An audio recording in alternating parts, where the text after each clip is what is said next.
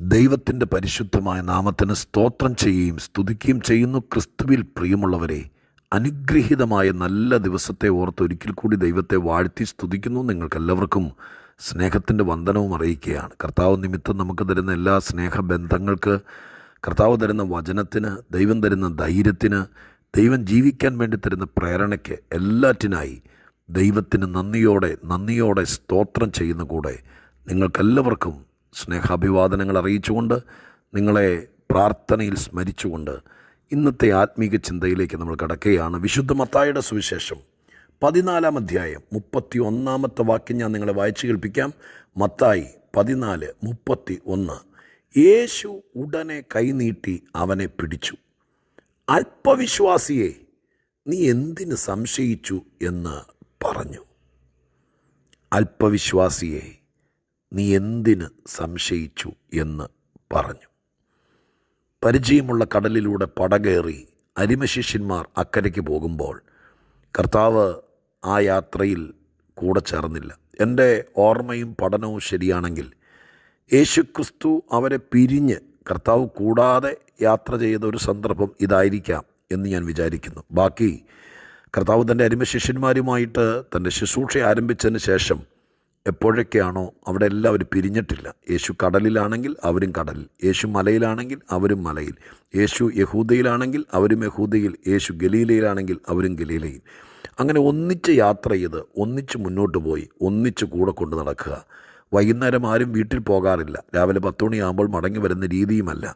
ഒരുമിച്ച് മലയിൽ കിടന്നുറങ്ങിയാലും പടകിൽ കയറി അക്കരെ പോയാലും എവിടാണെങ്കിലും കർത്താവരുടെ കൂടെ കാണാറുണ്ട്. എന്നാൽ ഈ യാത്രയിൽ യേശു മനഃപൂർവ്വം എന്നവണ്ണം കർത്താവിൻ്റെ ശിഷ്യന്മാരെ നിർബന്ധിച്ച് അക്കരെ വിട്ടിട്ട് യേശു പ്രാർത്ഥിക്കാൻ വേണ്ടി മലയിൽ പോയി. യേശു ഇല്ലാതെ അവർ മറുകര താണ്ടുകയാണ്. ആ കടൽ യാത്രയിൽ ഒരുപാട് പ്രയാസങ്ങൾ തരണം ചെയ്തു. ഒത്തിരി ബുദ്ധിമുട്ടുകൾ അവർക്ക് ഫേസ് ചെയ്യേണ്ടി വന്നു. കാറ്റും കോളും തിരമാലകളുമെല്ലാം തുഴഞ്ഞിട്ടും തീരാത്ത ഒരു യാത്രയായിരുന്നു. മുക്കുവന്മാരെ സംബന്ധിച്ച്, വിശേഷ്യ കടലുമായിട്ട് പരിചിതരായിരിക്കുന്നവരെ സംബന്ധിച്ച് മണിക്കൂറുകൾ കൊണ്ട് അക്കരെ ചെല്ലാമായിരുന്നു. പക്ഷേ പ്രഭാതയാമം വരെ തുഴഞ്ഞിട്ടും എങ്ങും ചെന്നില്ല. ആ ഒരു പശ്ചാത്തലത്തിൽ തണ്ടു വലിച്ചു കുഴയുന്നു എന്ന് കണ്ടപ്പോൾ കർത്താവ് മലയിൽ നിന്നിറങ്ങി വന്നു. വെള്ളത്തിലൂടെ നടന്ന് പടകിനടുത്ത് ചെല്ലുന്നതാണ് രംഗം. വേദപുസ്തകത്തിൽ മറ്റു ഒരു സ്ഥലത്തും സംഭവിച്ചിട്ടില്ലാത്തതുപോലെ അത്ഭുതകരമായിരിക്കുന്ന, ആശ്ചര്യപൂർണമായിരിക്കുന്ന കർത്താവിൻ്റെ മഹാപ്രവൃത്തി ഇവിടെ വെളിപ്പെടുകയാണ്. വെള്ളത്തിൻ്റെ മീതെ നടന്ന് പടകിൽ യേശു തൻ്റെ ശിഷ്യന്മാരുടെ അടുക്കിലേക്ക് ചെല്ലുമ്പോൾ ഭൂതമാണെന്നൊക്കെ ആദ്യം വിചാരിച്ചെങ്കിലും കർത്താവിനെ അവർ തിരിച്ചറിഞ്ഞു. പത്രോസ് പലപ്പോഴും ഒരു എടുത്തിയാട്ടക്കാരനാണ്, കാര്യങ്ങൾക്ക് ഉത്സുക മനസ്സുള്ള മനുഷ്യനാണ്. അതുകൊണ്ട് യേശുക്രിസ്തുവാണെന്ന് അറിഞ്ഞ മാത്രയിൽ അദ്ദേഹത്തിൻ്റെ മനസ്സിനകത്തൊരാഗ്രഹം ഉണ്ടായി. കർത്താവേ, നീ ആകുന്നു എങ്കിൽ എന്നെ കൂടെ ഈ വെള്ളത്തിൻ്റെ മീതെ നടക്കാൻ അനുവദിക്കണം. യേശു വളരെ ശാന്തമായി പറഞ്ഞു, വാ പോരെ. അങ്ങനെ വരിക എന്ന ക്ഷണം കേട്ട്, വിളി കേട്ട് പത്രോസ് പടകിൽ നിന്ന് വെള്ളത്തിലേക്ക് ഇറങ്ങി. അത്ഭുതകരമായ നിമിഷങ്ങൾ, ശ്വാസം അടക്കിപ്പിടിച്ച നിമിഷങ്ങൾ. തൻ്റെ കൂടെ കുറച്ച് നാളുകളായി ഒന്നിച്ചുണ്ടായിരുന്ന യോഹന്നാനും യാക്കോവും അന്ത്രയോസും പീലിപ്പോസൊക്കെ അടങ്ങുന്ന ബാക്കിയുള്ള തൻ്റെ സഹപ്രവർത്തകർ, ഉറ്റമിത്രങ്ങൾ, അവർ ശ്വാസം പിടിച്ച് നോക്കി നിൽക്കുകയാണ്. എന്താ ചെയ്യുന്നത്? വെള്ളത്തിലേക്ക് പത്രോസ് ഇറങ്ങുന്നു. അവർ നോക്കി നിൽക്കുമ്പോൾ പത്രോസ് കാൽച്ചുവടുകൾ വയ്ക്കുന്നു. വെള്ളത്തിൽ മുങ്ങുന്നില്ല, മുന്നോട്ട് നീങ്ങുകയാണ്. അരിമനാഥനായ കർത്താവിൻ്റെ അടുക്കിലേക്ക് സസന്തോഷം വിളി കേട്ട് വെള്ളത്തിലേക്ക് ഇറങ്ങി നടക്കുകയാണ്. പക്ഷേ നമുക്കറിയാവുന്ന കാര്യമാണെങ്കിലും ചില ചുവടുകൾ നടന്നു കഴിഞ്ഞപ്പോൾ കാലുകൾ വെള്ളത്തിൽ താഴുന്നു, നെഞ്ചോളം വെള്ളമാകുന്നു. മൂക്കറ്റത്തിലേക്ക് വെള്ളം എത്തുമ്പോഴേക്കും കർത്താവ് കൈനീട്ടിപ്പിടിച്ച് പടകിലേക്ക് രണ്ടുപേരും കൂടി കയറിയതിന് ശേഷം ആ സംഭവത്തെ, അഥവാ ഒരു പരാജയത്തെ, എന്തുകൊണ്ട് ദൈവം വിളിച്ചിട്ടും, എന്തുകൊണ്ട് കർത്താവ് കൂടെ ഉണ്ടായിട്ടും, എന്തുകൊണ്ട് കർത്താവിൻ്റെ കൺമുമ്പിലായിട്ടും മുങ്ങിപ്പോയി എന്നതിനെക്കുറിച്ച് ഇവിടെ കർത്താവ് ഒറ്റ വാക്കിൽ പറയുകയാണ്. ഇവിടെ നിന്നുകൊണ്ട് ഞാൻ നിങ്ങളോട് ദൈവത്തിൻ്റെ ദൂത് പറയാൻ ആഗ്രഹിക്കുന്നു. യേശുക്രിസ്തുവിൻ്റെ വിളി ഉണ്ടായിട്ടും, കർത്താവ് കൺമുമ്പിൽ നിന്നിട്ടും, കയ്യെത്താവുന്ന ദൂരത്ത് കർത്താവ് ഉണ്ടായിട്ടും എന്തുകൊണ്ട് കർത്താവിൻ്റെ മുമ്പിൽ വെച്ച് മുങ്ങി? എന്തുകൊണ്ട് ആ വിളി തീരുന്നതിനേക്കാൾ മുമ്പ് ആ പ്രയത്നം വ്യർത്ഥമായതുപോലെ ആയിത്തീർന്നു എന്നത് വ്യക്തമായി പടകിൽ കയറിയതിന് ശേഷം യേശു പറയുന്ന വാക്കിൽ നിന്ന് നമുക്ക് മനസ്സിലാക്കാൻ കഴിയും. ലളിതമാണ്, കേട്ടിട്ടുള്ളതാണ്, എങ്കിലും ഒന്നുകൂടെ ദൈവാത്മാവ് ഇന്ന് ആരേക്ക് ഓർപ്പിക്കുകയാണ്. യേശുവിനെ വിളിച്ചു അല്പവിശ്വാസിയെ. അപ്പോൾ ഞാനിങ്ങനെ പറയാം, വെള്ളത്തിലേക്ക് ഇറങ്ങാൻ, ഒരു വിഷയത്തിലേക്ക് ഇറങ്ങാൻ അല്പം വിശ്വാസം മതി. അതുകൊണ്ടല്ലേ അല്പവിശ്വാസി എന്ന് വിളിച്ചത്. വിശ്വാസ ജീവിതത്തിലേക്ക് കാല് വയ്ക്കാൻ ഒരല്പം വിശ്വാസം മതി. വിശ്വാസം അങ്ങ് മൂത്ത് മുഴുത്ത് പാറ പോലെ വിശ്വാസമായതിന് ശേഷമല്ല നമ്മളിൽ പലരും ക്രിസ്തീയ ജീവിതത്തിലേക്ക് ഇറങ്ങിയത്, കർത്താവിൻ്റെ വചനം അനുസരിപ്പാൻ ഇറങ്ങിയത്. പലപ്പോഴും പാപവഴികളെ വിട്ട് ദൈവം വിളിച്ചപ്പോൾ കർത്താവിൻ്റെ കൽപ്പന അനുസരിച്ച് ഇറങ്ങിയത് വിശ്വാസം അങ്ങ് തികഞ്ഞ് കടുകുമണി പോലെ നിറഞ്ഞ് അതിന് ശേഷമല്ല. ഒരല്പം വിശ്വാസം മതി ദൈവമക്കളെ ഇറങ്ങാൻ. അതല്ല ഇവിടെ എഴുതിയിരിക്കുന്നത്, അല്പവിശ്വാസി. വിശ്വാസത്തിലേക്ക് ഇറങ്ങാൻ, ആരാധനയ്ക്ക് ഇറങ്ങാൻ, ആത്മീകത്തിലേക്ക് ഇറങ്ങാൻ, കൽപ്പനകൾ അനുസരിക്കാൻ, പാരമ്പര്യങ്ങളെ വിടാൻ, വിശുദ്ധ വചനം അനുസരിച്ച് മുന്നോട്ട് വരാൻ, ഒരു പുതിയ തുടക്കത്തിന് കുറിക്കാൻ, ഒരു പുതിയ മാനം കൈവരിപ്പാൻ, ഒരു പുതിയ ആത്മീകത ആവിഷ്കരിക്കാൻ അല്പം വിശ്വാസം മതി. അല്പം. അപ്പോൾ ഇറങ്ങിയത് ഒരല്പം വിശ്വാസം കൊണ്ടാണ്. പക്ഷെ എന്നെ ഇന്ന് ആശ്ചര്യപ്പെടുത്തിയത്, അല്പം വിശ്വാസം മതി ഇറങ്ങാൻ, പക്ഷെ അക്കരെ എത്താൻ അധികം വിശ്വാസം വേണം, ഇല്ലെങ്കിൽ മുങ്ങും. ഇപ്പം ഇറങ്ങിയവരോടെല്ലാവരോടും പറയാം, എങ്ങോട്ട്? കർത്താവിൽ ആശ്രയിച്ച് ദൈവം പറയുന്നത് കേട്ട് കുടുംബജീവിതത്തിലേക്ക് ഇറങ്ങാൻ അല്പം വിശ്വാസം മതി. ആത്മീക ജീവിതത്തിലേക്ക് ഇറങ്ങാൻ അല്പം വിശ്വാസം മതി. പക്ഷെ കുടുംബജീവിതം അക്കരെ കൊണ്ടെത്തിപ്പാൻ ഒത്തിരി വിശ്വാസം വേണം. ആത്മീക ജീവിതം അക്കരെ കൊണ്ടെത്തിപ്പാൻ ഒത്തിരി വിശ്വാസം വേണം.